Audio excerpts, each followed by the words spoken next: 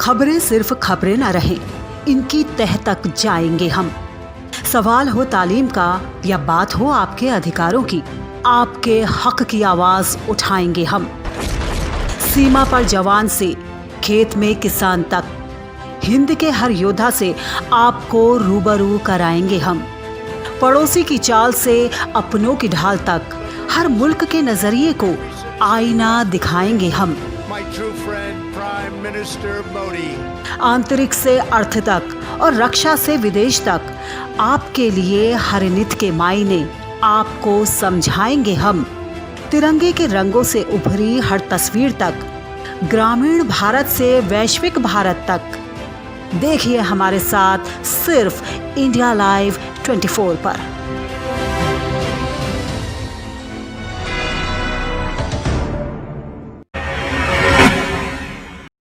नमस्कार, India live 24 देख रहे हैं आप। मैं हूं श्वेता परमार। बढ़ते हैं अगली खबर की ओर।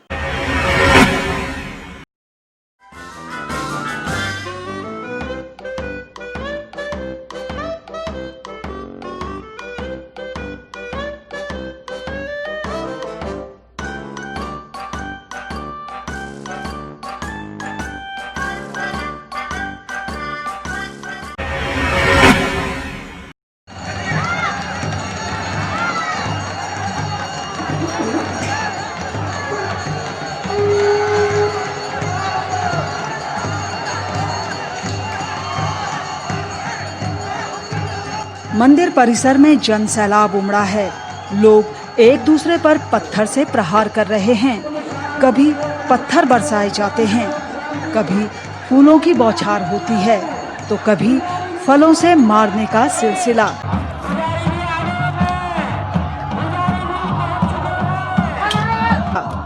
यह अद्भुत नजारा है उत्तराखंड के चंपावत जिले के देवीधुरा के पावन मंदिर का, जहां हर साल श्रावण शुक्ल की पूर्णिमा में पड़ने वाले बग्वाल में ढोल नगाड़ों की गर्जना के साथ ऐसा ही रण सजता है, जिसमें लोग एक दूसरे पर इस कदर पत्थरों से प्रहार करते हैं कि खून निकल आता है।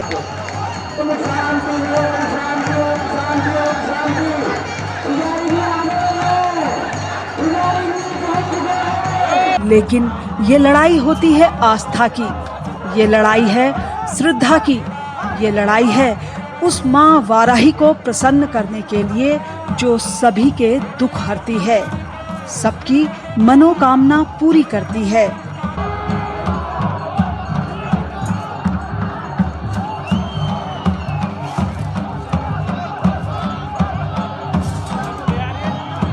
तभी तो हर साल रक्षाबंधन के मौके पर लोग बड़ी तादाद में बग्वाल में हिस्सा लेने मां वाराही के मंदिर में आते हैं, जिसके पीछे मान्यता यह है कि पहले मां को प्रसन्न करने के लिए हर साल यहां नर बलि देने की प्रथा थी, जिसमें बारी बारी से 4 खामों में से किसी एक खाम के सदस्य की बलि दी जाती थी।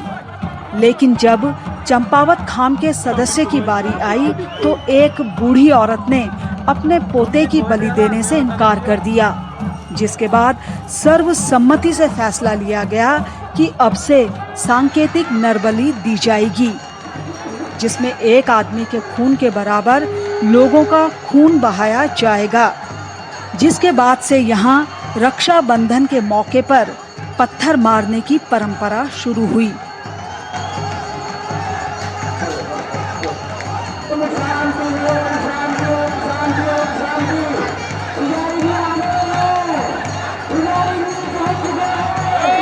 हालांकि इस बार कोरोना महामारी के मद्देनजर बग्वाल को सांकेतिक रूप में केवल 5 मिनट ही खेला गया, जिसमें सिर्फ 45 लोगों को ही मंदिर परिसर में प्रवेश करने की अनुमति दी गई थी।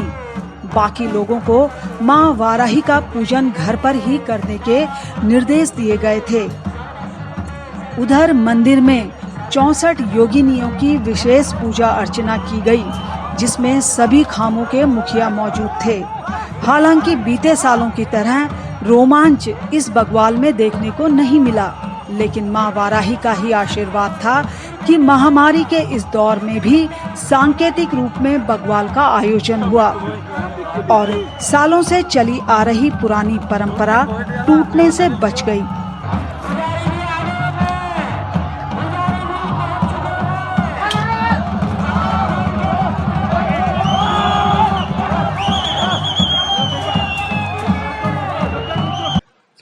इंडिया लाइव 24 के लिए चंपावत से गरिमा मिश्रा जोशी की रिपोर्ट।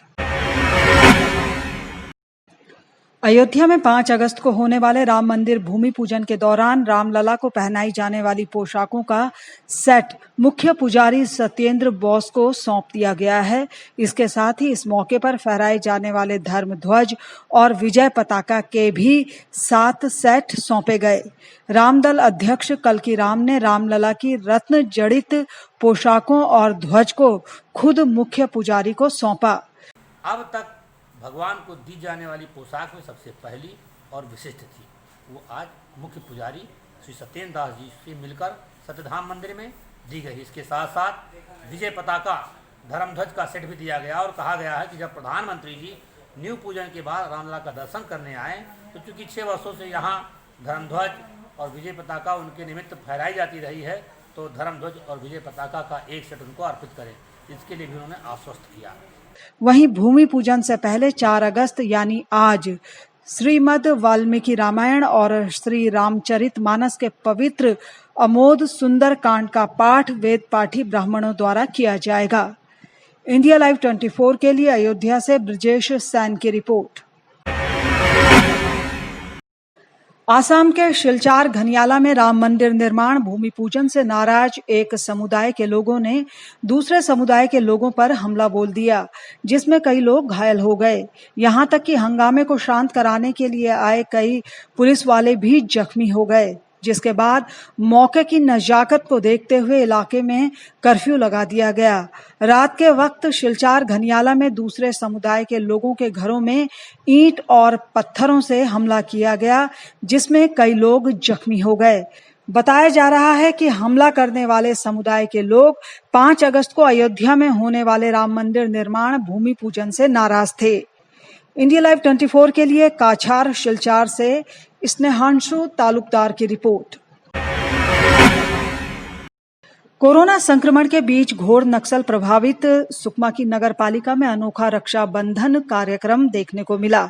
यहां सफाई महिला कर्मचारियों ने कलेक्टर चंदन कुमार, एएसपी सुनील शर्मा, जिला पंचायत अध्यक्ष हरीश कवासी और नगर पालिका अध्यक्ष राजू साहू को अनोखी राखी बांधी।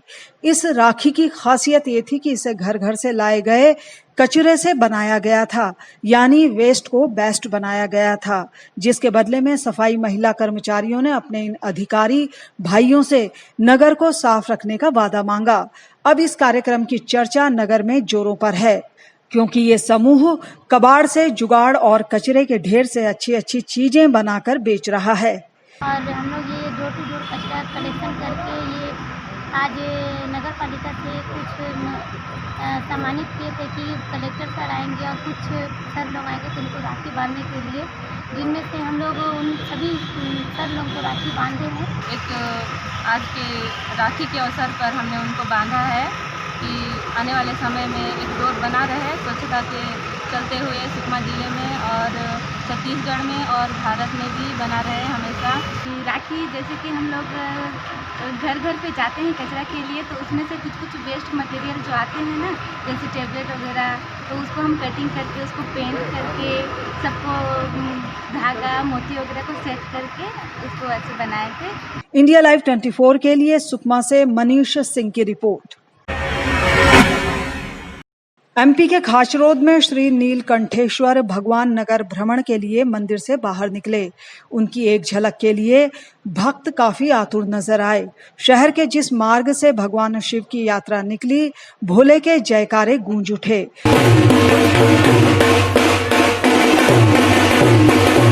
भगवान नीलकंठेश्वर की यात्रा का आखिरी पड़ाव था शीतला माता मंदिर, जहां अधिकारियों की मौजूदगी में पूजा अर्चना की गई।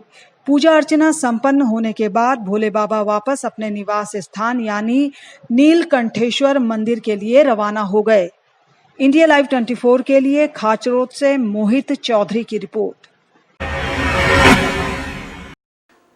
बुलेटिन में वक्त हो चला है एक छोटे से ब्रेक का। जल्द हाजिर होते हैं, तब तक आप देखते रहिए इंडिया लाइव 24। सूरज की पहली किरण को चूमता उत्तराखंड। योग नगरी में योग तो सरोवर नगरी में तालों तक घूमता उत्तराखंड। जौनसार बावड़ से गढ़ कुमाऊं तक जिनके सुरों पर झूमता उत्तराखंड। को देश बावन गढ़ को देश, हरि के हरिद्वार से शिव के केदार तक। जय जय बद्री केदार गढ़ भूमि गढ़ नरेश बीरू बड़ को। पंचप्रयाग से महासु देवता के जौनसार तक, पहाड़ों की रानी से फूलों की घाटी तक, हर कदम वादियों को चूमता उत्तराखंड। चौबटिया के बागानों से कौसानी की ढलानों तक, कॉर्बेट की दहाड़ से औली के एडवेंचर तक, यमुना के उद्गम से गंगा में संगम तक, टिहरी की झीलों में अटखेलियां खेलता उत्तराखंड।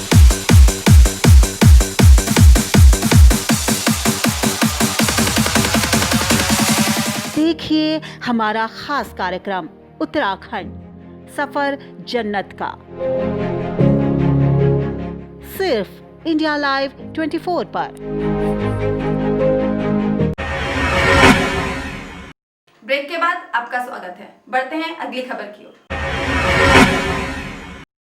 गया जिले के नक्सल प्रभावित क्षेत्र इमामगंज प्रखंड मुख्यालय के सीआरपीएफ 159 बटालियन कैंप के जवानों को छोटी बच्ची रितिका कुमारी और लोरी वर्मा ने राखी बांधी। जवानों को बांधी गई ये राखियां बच्चियों ने अपने नन्हे और कोमल हाथों से खुद तैयार की थी। मैंने सोचा कि हम चाइनीज़ राखी हर साल बांधते हैं, इस बार हम क्यों ना इंडियन चीज़ मतलब अपने हाथों से बनाकर अपने भाइयों को बांधें। देश की सुरक्षा में लगे इन भाइयों की कलाई में राखी बांधने के साथ ही इन बच्चियों ने उनकी दीर्घायु और देश को सुरक्षित रखने की कामना की। इस मौके पर जवानों का कहना था कि अक्सर ड्यूटी में तैनाती के चलते वो घर जाकर अपनी बहनों से राखी नहीं बंधवा पाते हैं, लेकिन इन मासूमों ने राखी बांधकर इस कमी को पूरा कर दिया है। ये देसी राखी बांधने से हमको बहुत अच्छा लग रहा है।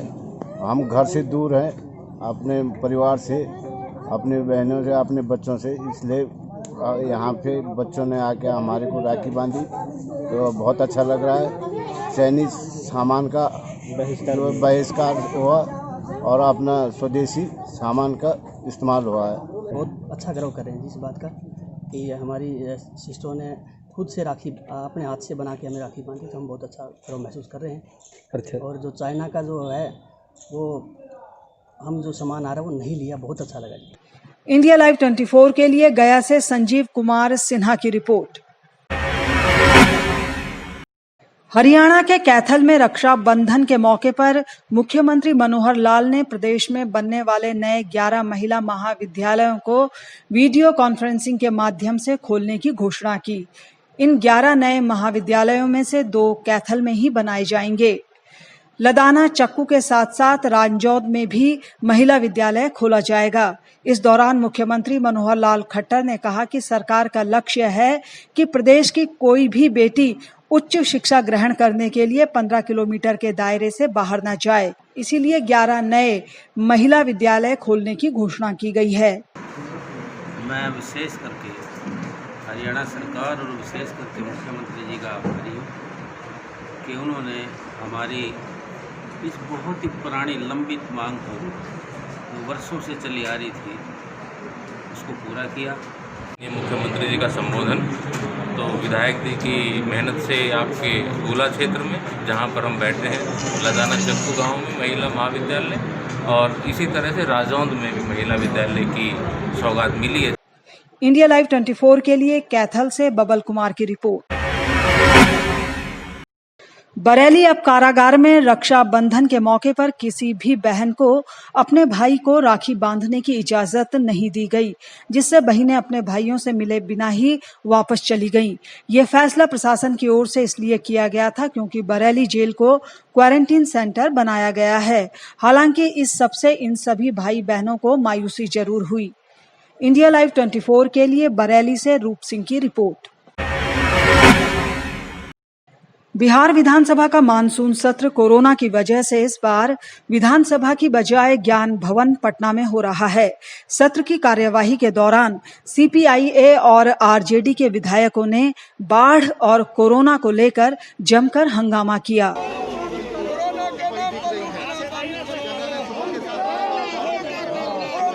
उनका कहना था कि नीतीश सरकार कोरोना और बाढ़ दोनों से ही निपटने में नाकाम रही है।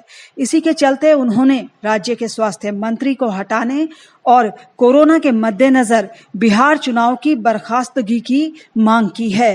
मंत्री मंगल पांडे के इस्तीफे की मांग पर सरकार उनको बर्खास्त करे। चमकी बुखार से लेकर कोरोना तक ये असफल माने स्वास्थ्य मंत्री साबित हुए हैं। 15 वर्षों से भाजपा के पास जो है स्वास्थ्य मंत्रालय है, लेकिन बिहार में बहुत ही जर्जर स्थिति है स्वास्थ्य की और लोग मर रहे हैं, भगवान भरोसे छोड़ दिया गया है। इसलिए ऐसे नकारा स्वास्थ्य मंत्री को बर्खास्त करे सरकार, मुख्यमंत्री जी बर्खास्त करें। इंडिया लाइव 24 के लिए पटना से अरविंद ठाकुर की रिपोर्ट।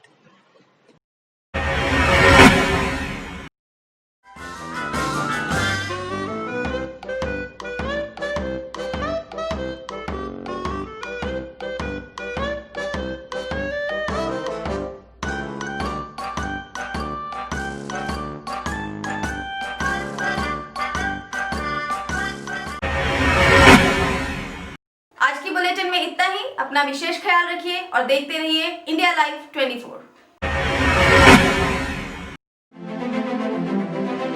खबरों की भीड़ में छूट न जाए खास खबर। सियासत के रंगों में आपकी आवाज रहे बुलंद। देश दुनिया में फैली मंदी की आहट का डर, कोरोना से हारती जिंदगी और घुटनों पर सुपर पावर। अतीत को संजोकर नया इतिहास लिखने की मुश्किल डगर। प्राचीन भारत से न्यू इंडिया तक का सफर देखिए सिर्फ इंडिया लाइव 24 पर।